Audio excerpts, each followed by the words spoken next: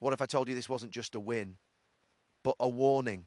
Al Nassr were under pressure, the game was tense, doubts were creeping in, and then one man flipped the switch. How did a match on the edge turn into total domination, and what does it mean for every rival watching? Stay with me, because the moment that changed everything is coming next. We'll explain everything in this video step by step. Don't skip it. Ladies and gentlemen, fasten your seatbelts, because this one was a statement. Under the blazing lights, Al Nassr didn't just beat Al Kholood, they announced themselves. And right at the heart of it all, the ageless phenomenon, the man who refuses to whisper when he can roar, Cristiano Ronaldo. From the very first whistle, you could feel it. Al Kholood tried to stand tall, tried to resist, tried to believe. But belief only lasts so long when Ronaldo is prowling the pitch like a predator who's already picked his moment. One touch, two steps, boom, danger. Every time he moved, defenders panicked, legs tangled, and plans fell apart.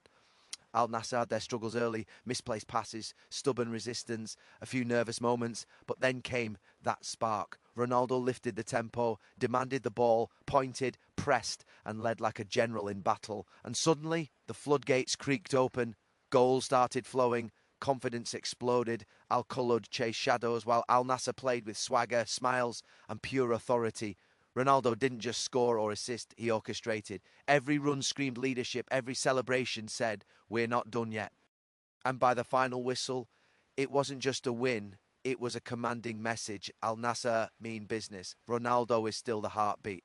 And anyone doubting his fire, well, consider this your reminder. What a night, what a performance. And trust me, this story is far from over. From the opening minutes, Ronaldo's leadership was not something written on an armband. It was visible in every movement, every gesture, every demand for intensity. He constantly dropped deep to link play, not because he had to, but because he wanted to set the rhythm himself. When Al Nassr's tempo dipped, it was Ronaldo clapping his hands, pointing forward, urging teammates to press higher and play faster. His communication never stopped. Short shouts to pull a winger wider, a raised arm to signal an early cross, a sharp glance that told midfielders exactly where he wanted the ball delivered.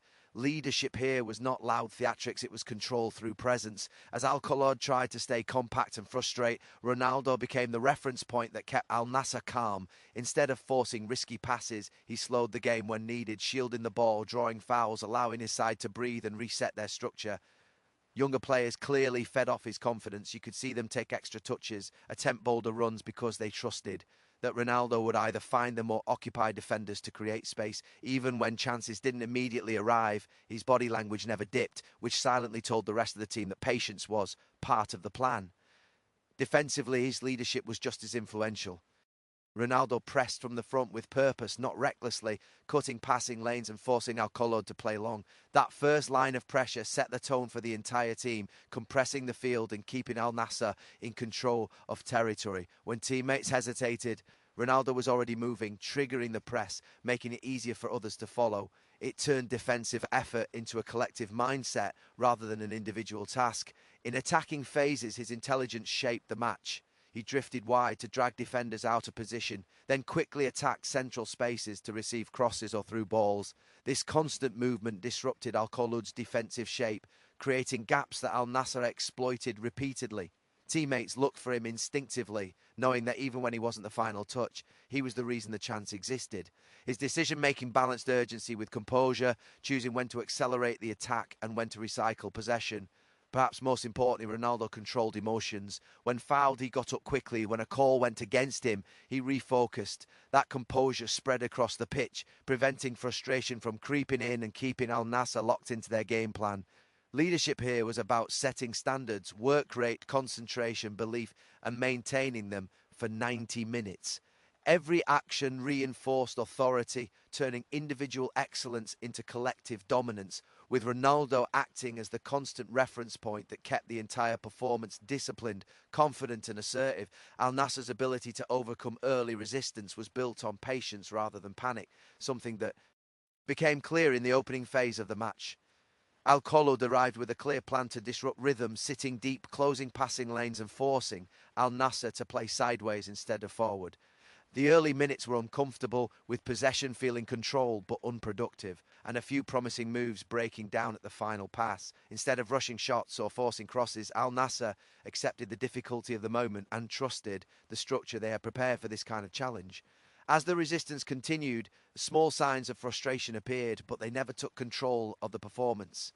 Midfielders recycled the ball calmly, switching play from flank to flank, slowly stretching Kholood's defensive block. Fullbacks pushed higher to create overloads, while attackers rotated positions to prevent defenders from settling into fixed marking assignments. This constant movement was crucial in wearing down the opposition, even when it didn't immediately result in clear chances. Each sequence forced Kholood to run, slide and adjust, draining energy minute by minute. Al Nassr's mental strength played a decisive role in breaking that resistance. Missed opportunities and blocked shots did not change the approach. Players continued to make the same runs, demand the ball, and commit bodies forward with discipline. The team resisted the temptation to abandon their game plan, understanding that sustained pressure would eventually produce mistakes. This mindset allowed them to control the tempo, alternating between quick combinations near the box and slower phases that pulled defenders out of shape. Defensively, overcoming resistance also meant aging risk. While pushing forward, Al Nassr remained organised behind the ball, preventing Kholood from gaining confidence through counter-attacks. Centre-backs stayed compact, midfielders tracked runners diligently, and any attempt to break was quickly smothered. This balance between attacking intent and defensive security ensured that frustration never turned into vulnerability, keeping the match firmly under Al Nassr's control even during difficult stretches. The breakthrough, when it came, felt like a release rather than a surprise. It was the result of accumulated pressure, intelligent positioning, and unwavering belief in the process. Once the first defensive line cracked, the resistance began to crumble more quickly as fatigue and doubt crept into Kholood's performance. Al Nassr's earlier patience now paid off, allowing them to increase tempo with confidence and exploit the spaces that finally appeared. What made this phase particularly impressive was how collective the response was. No single player tried to solve the problem alone. Instead, the team moved as a unit, supported each other in possession, and trusted that persistence would be rewarded. The early resistance became a test of character, and Al Nassr passed it by staying composed, organised, and mentally resilient, turning a challenging opening into the foundation for control and dominance. The moment the first goal arrived, the entire dynamic of the match shifted, as if a weight had been lifted from Al Nassr's shoulders. Pressure that had been building through patient possession and repeated attacks suddenly transformed into freedom. Passes became sharper, movements more decisive, and confidence flowed through every line of the team. What had previously been cautious probing now turned into assertive forward play, with players expressing themselves and trusting their instincts in the final third. That opening goal did more than change the scoreline. It changed the psychology of both sides. Al Nassr sensed control, while Kholood felt the sting of having their resistance finally broken. The defensive compactness that had frustrated Al Nassr began to loosen, with players stepping out late and gaps appearing between lines. Al Nassr immediately recognised these spaces, accelerating the tempo and attacking with greater numbers, knowing the opposition could no longer sit comfortably and absorb pressure. As the goals started to follow, pressure evolved into dominance. Al Nassr no longer chased the game, they dictated it. Midfielders played with composure, choosing when to slow things down and when to launch quick transitions. Wide players attacked defenders one-on-one with confidence, while overlapping runs stretched the pitch horizontally, making it increasingly difficult for Kholood to recover their shape. Each successful attack reinforced belief, creating a rhythm that the opposition struggled to disrupt.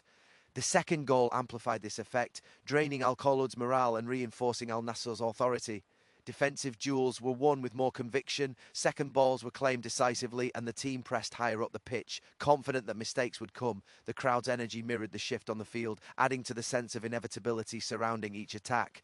What had once been a tense contest now felt one-sided, driven by momentum and belief. With each additional goal, Al Nassr's dominance became more complete. Players took responsibility, demanding the ball in tight spaces and attempting creative solutions without fear. The pressure that once threatened to become frustration was now a weapon, forcing rushed clearances and hurried decisions from Kholood.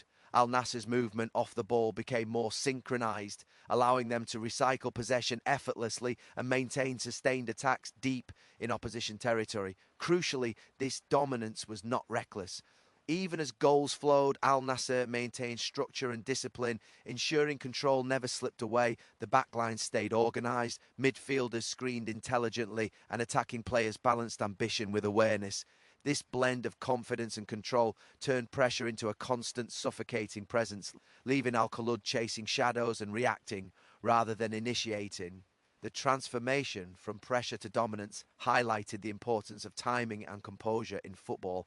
Al Nassr understood that goals unlock matches, and once unlocked, they must be exploited fully.